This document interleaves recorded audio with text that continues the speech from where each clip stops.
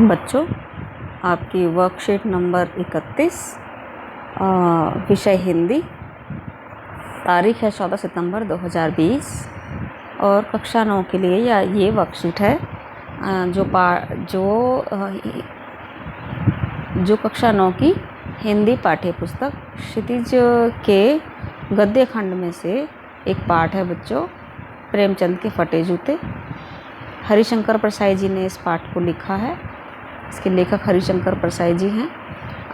उसमें से ये गद्यांश लिया गया है और उसी पर आधारित प्रश्न पूछे गए हैं।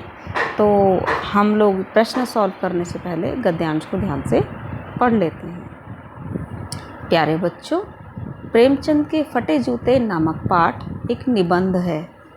निबंध एक हमारी हिंदी साहित्य की एक विधा है बेटे, लेखन विधा है। और निबंध नियमों में बंधा हुआ जो लेख होता है उसे हम निबंध कहते हैं, ठीक है। जिसे हरिशंकर परसाई जी ने प्रेमचंद के व्यक्तित्व की सादगी का विवेचन करते हुए बेटे जिसमें है मिसप्रिंट है, जिसमें हरिशंकर परसाई जी ने प्रेमचंद के व्यक्तित्व की सादगी का विवेचन करते हुए तथा आज के दिखावे की प्रवृत्ति एवं अवसरवादिता पर व्यंग्य किया है। दिखावे की प्रवृत्ति यानी प्रवृत्ति मीन्स आदत। जो हम लोग दिखावा करते हैं ना, बाहरी आडंबर करते हैं, सुंदर लगने का या अच्छा दिखने का या अमीर दिखने का या संस्कारी होने का जो हम दिखावा करते हैं बाहर के लोगों के सामने, उसे ही हम दिखावे की प्रवृत्ति कहते हैं। और अवसरवादिता का मतलब ये होता है जो मतलबी प्रकृति के लोग होते हैं ना। जब कुछ बच्चे क्लास में भी आपने देखे होंगे ऐसे, या कुछ लोग जीवन में देखे होंगे कि जब उनसे आपका कोई काम होता है, मतलब होता है, तो वो एकदम आपके पास आकर के अच्छे से फ्रेंड्स की तरह बात करते हैं और जैसे ही मतलब निकला वो आपको पहचानना भी बंद कर देते हैं। इस तरह के लोगों को हम अवसरवादी लोग कहते हैं, ठीक है। इस आदत को बोलते हैं हम, ऐसे लोगों की इस आदत को बोलते हैं अवसरवादिता। तो दिखावे की प्रवृत्ति और अवसरवादिता पर क्या किया है? व्यंग्य मतलब मजाक उड़ाया उसका, उस पर गंभीर चोट की है, ठीक है। वे प्रेमचंद के व्यक्तित्व के बारे में बताते हुए क्या कहते हैं, आइए इस गद्यांश को पढ़कर जानें और पूछे गए प्रश्नों के उत्तर दे दें। पढ़ लेते हैं हम गद्यांश को बच्चों। प्रेमचंद का एक चित्र मेरे सामने है। पत्नी के साथ फोटो खिंचा रहे हैं। सिर पर किसी मोटे कपड़े की टोपी, कुर्ता और धोती पहने हैं। कनपटी चिपकी है। गालों की हड्डियां उभर आई हैं, पर घनी मूछें चेहरे को हरा भरा बतलाती हैं। लेखक ने चित्र देखा प्रेमचंद जी का, उनके सामने एक चित्र है जिसमें वो अपनी पत्नी के साथ फोटो खिंचवा रहे हैं। उनके सिर पर किसी मोटे कपड़े की टोपी है। बेटे फोटो में हम उनके कपड़ों को छू नहीं सकते ना, फोटो में सिर्फ देख ही सकते हैं। तो देखने से ही पता चल रहा है कि मोटा कपड़ा है, पर कपड़ा कौन सा है ये लेखक को पता नहीं चल रहा है, इसलिए उन्होंने कहा है किसी मोटे कपड़े की टोपी है, कुर्ता और धोती पहने हैं। कनपटी चिपकी है। कानों के आसपास और सर का जो एरिया होता है ना बच्चों, आँखों के साइड वाला, कानों के पास, इसे हम बोलते हैं कनपटी, ठीक है। ये इसमें पूरा जबड़े का ऊपरी भाग और तुम्हारा आँखों के साइड का, कानों के आसपास के एरिया को हम कनपटी कहते हैं। ये क्या चिपकी हुई है यानी पतली है। गालों की हड्डियां उभर आई हैं, ठीक है। तो जो हमारी आँख के नीचे जो हड्डी होती है गालों की, ये उभर आई है यानी वो बहुत कमज़ोर हैं, सेहत में कमज़ोर हैं, पतले दुबले हैं, ठीक है। और उनकी मूछें कैसी हैं? घनी। तो पतले चेहरे पर अगर घनी मूछें रखो तो लगता है चेहरा थोड़ा भारी सा, पतला नहीं लगता, थोड़ा सा अच्छी सेहत वाला लगता है। पाँव में कैनवस के जूते हैं जिनके बंद अर्थात फीते ठीक से नहीं बंधे हैं। उनके पैरों में कैनवस कंपनी के जूते हैं जिनके जो फीते हैं ठीक से नहीं बंधे हैं। लेसेस बोलते हैं इनको, लेस बोलते हैं शूज़लेस। और लापरवाही से उपयोग करने पर बंद के सिरों पर लोहे की पतरी निकल जाती है। अब इन्होंने उनके पैर में जूते देख लिए फीते ठीक से नहीं बंधे हैं। फिर उन्होंने उन फीतों को और ध्यान से देखा तो इन्होंने क्या देखा कि उसका एक सिरा निकला हुआ है, जो शूज़ लेसेस बोलते हैं आप बांधने के लिए, फीते हिंदी में बोलते हैं। फीते के जो बिल्कुल स्टार्टिंग या एंडिंग पॉइंट होते हैं बच्चों, उस पे वो छेदों में आराम से डालने के लिए पहले लोहे की पत्ती को कस दिया जाता था उसके ऊपर, ताकि उनके धागे ना निकलें और आसानी से छेद में चले जाएं। आजकल प्लास्टिक के लगते हैं, यदि आप ध्यान से देखो तो ज़्यादा यूज़ करने पर वो चीज़ें निकल जाती हैं, तब जूते के छेद में लेस डालने में या फीता डालने में दिक्कत होती है। तब क्या होता है, हम उसे अच्छे से नहीं डालते, जैसे भी डल जाए वैसा, जिस छेद में डाल लो वैसा ही डाल के और उसको जूते को बस कस लेते हैं पैरों में।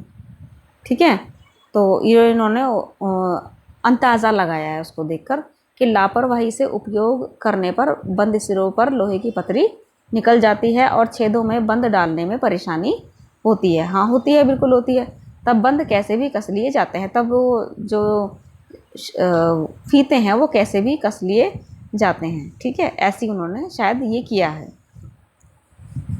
उनके जूते में जो फीता ठीक से नहीं डला हुआ, शायद उसका कारण यही है। दाहिने पांव का जूता ठीक है, मगर बाएं जूते में बड़ा छेद हो गया है। दाहिने पैर का तो उनकी जो राइट साइड का पैर है उनका, वो जूता ठीक है, पर उनके बाएं जूते में क्या हो गया, छेद हो गया है, जिनमें से उंगली बाहर निकल आई है। ठीक है, मेरी दृष्टि इस जूते पर अटक गई है। लेखक क्या कह रहा है, मेरी जो दृष्टि इस जूते पर अटक गई है। सोचता हूँ फोटो खिंचाने की अगर यह पोशाक है तो पहनने की कैसी होगी। अब लेखक ने अपने आप से एक प्रश्न किया। क्या किया कि प्रेमचंद जी की अगर फ़ोटो खिंचवाने की ये ड्रेस है तो उनकी घर में कैसे कपड़े पहनते होंगे, क्योंकि यहाँ पर बहुत ही सादा कपड़े हैं और वो बहुत बड़े महान साहित्यकार भी रहे हैं, कथा सम्राट रहे हैं वो बच्चों हिंदी साहित्य के। तो इतने बड़े व्यक्ति की पोशाक ऐसी, क्योंकि आज का जो समाज है ना बच्चों, दिखावे पर टिका हुआ है। हम फ़ोटो खिंचाने जाते हैं तो बहुत सारा मेकअप लगा होता है, ताकि हमारी जो शारीरिक कमजोरियां हैं, सांवले हैं, ये है, नैन नक्श ठीक नहीं है, उसको छुपाने की कोशिश करते हैं। और हम अपना बहुत अच्छी सी ज्वेलरी पहन लेते हैं, चाहे वो मांग के पहने कि भाई हम बहुत अमीर हैं, ये दिखाने की कोशिश करते हैं फ़ोटो में। और तीसरी चीज़ ये है बच्चों कि हम लोग अच्छे से कपड़े पहन कर जाते हैं।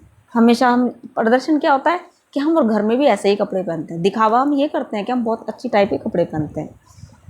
अब प्रेमचंद जी ने ऐसे कपड़े पहने हैं, तो लेखक क्योंकि इस ज़माने का है तो वो इस ज़माने की तरह ही उस बात को सोच रहा है कि जब इस व्यक्ति की फ़ोटो खिंचाने की ये ड्रेस है तो पहनने की कैसी होगी। अब क्योंकि लेखक साहित्यकार है, तभी उसने अपने मन में इस बात का उत्तर भी दिया, इस प्रश्न का उत्तर भी दिया, नहीं इस आदमी की अलग अलग पोशाकें नहीं होंगी।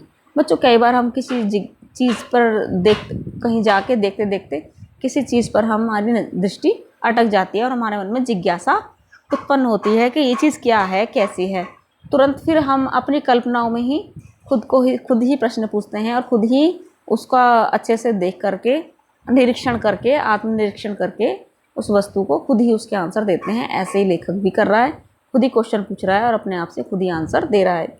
तो क्वेश्चन क्या पूछा कि उसके पहनने की पोशाक कैसी होगी, आंसर दिया नहीं इस आदमी की अलग अलग पोशाकें नहीं होंगी। नहीं, जो इस व्यक्ति की, ये व्यक्ति जो फ़ोटो में दिख रहे हैं प्रेमचंद जी, इनकी अलग अलग पोशाकें नहीं हो सकती, इनमें पोशाकें बदलने का गुण नहीं है। नहीं, इनमें पोशाकें बदलने का या दिखावा करने का या डबल व्यक्तित्व रखने का गुण नहीं है।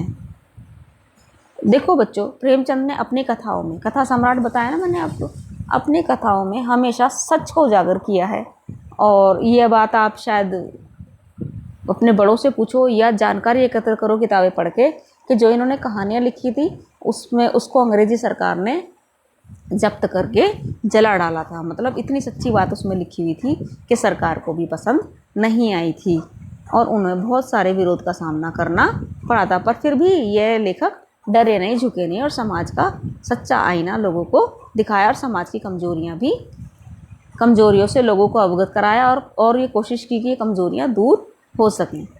ठीक है, तो इसलिए लेखक ने ये कहा कि नहीं, इसमें पोशाकें बदलने का गुण नहीं है, यह जैसा है वैसा ही फ़ोटो में खिंच जाता है। तो क्या कहा है कि प्रेमचंद जी के दो व्यक्तित्व नहीं हैं, वो दिखावा नहीं करते हैं।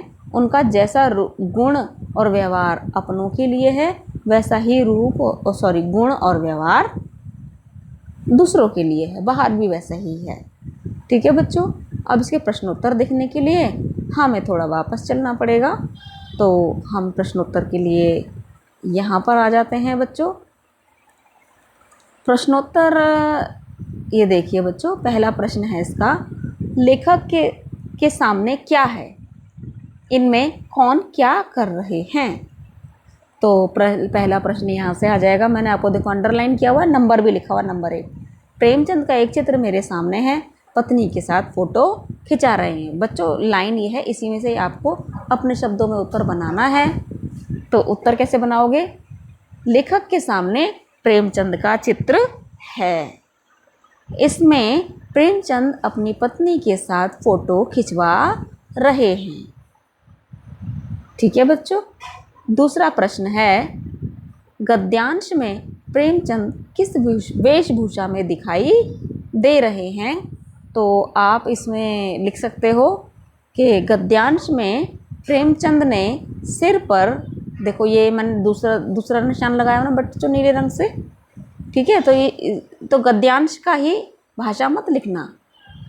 गद्यांश की भाषा में देखो सिर पर किसी मोटे कपड़े की टोपी, धोती और कुर्ता पहने हैं, नहीं, आप इसे अपने शब्दों में लिखना। गद्यांश में प्रेमचंद के सिर पर किसी मोटे कपड़े की टोपी है और कुर्ता, ठीक है, टोपी कुर्ता और टोपी पहने हैं। एक बार और बता देती हूँ, गद्यांश में प्रेमचंद सिर पर किसी मोटे कपड़े की टोपी, कुर्ता और धोती पहने हैं, ये उनकी वेशभूषा है। तीसरा प्रश्न है, प्रेमचंद के जूतों के बारे में क्या बताया गया है। मैंने फिर से यहाँ पर निशान लगाया है, पाँवों में कैनवस के जूते हैं, गद्यांश पर तो ये दिया हुआ है, जिनके बंद अर्थात फीते ठीक से नहीं बंधे हैं। लापरवाही से उपयोग करने पर बंद के सिरों पर लोहे की पतरी निकल जाती है और छेदों में बंद डालने की परेशानी होती है, तब बंद कैसे भी कस लिए जाते हैं। दाहिने पैर का जूता ठीक है, मगर बाएं जूते में बड़ा छेद हो गया है, जिससे अंगुली बाहर निकल आई है। बच्चों आप इतना बड़ा नहीं लिखेंगे, इसे अपने शब्दों में चेंज करेंगे। ठीक है, तो आप सीधे लिखोगे, प्रेमचंद के जूतों के बारे में बताया गया है कि उन्होंने पाँव में कैनवास के जूते पहने हैं, जिनके फीते ठीक से नहीं बंधे हैं। ठीक है, बंद के सिरों से लोहे की पतरी निकल गई है। उनके दाहिने पैर का जूता ठीक है, मगर बाएं जूते में बड़ा छेद हो गया है, जिसमें से अंगुली बाहर निकल आई है। प्रश्न 4 भी यहीं से दे दिया। देखो बच्चों, बाएं जूते में क्या परेशानी है, तो आप इसमें लिख सकते हो। देखो ये गद्यांश में दिया गया है, मैंने ये अंडरलाइन किया है। बाएं जूते में बड़ा छेद हो गया है, जिनमें से अंगुली बाहर निकल आई है, तो आप लिखोगे हाँ, आप ये थोड़ा आंसर, इसके शब्द मुझे ठीक लग रहे हैं आंसर देने में। बाएं जूते में बड़ा छेद हो गया है, जिसमें से अंगुली बाहर निकल आई है, एज इट इज़ आप लिख सकते हो। आप फ़ोटो खिंचवाने के लिए किस प्रकार तैयार होते हैं। तो बच्चों ये तो इस प्रश्न का उत्तर मैं आप पर ही छोड़ती हूँ कि आप फ़ोटो खिंचवाने के लिए, कुछ बच्चे ड्रेस बदलते हैं, कुछ लोग ड्रेस बदलने पे ज़्यादा जोर देते हैं, कुछ लोग पीछे की लोकेशन अच्छे से देखते हैं, कुछ लोग ये देखते हैं कि हमारा रंग रूप अच्छा निखर कर आए। तो आप लोग क्या देखना चाहेंगे फ़ोटो खिंचवाने के लिए, आप अपने मन से इसका आंसर लिख सकते हैं। Okay, thank you.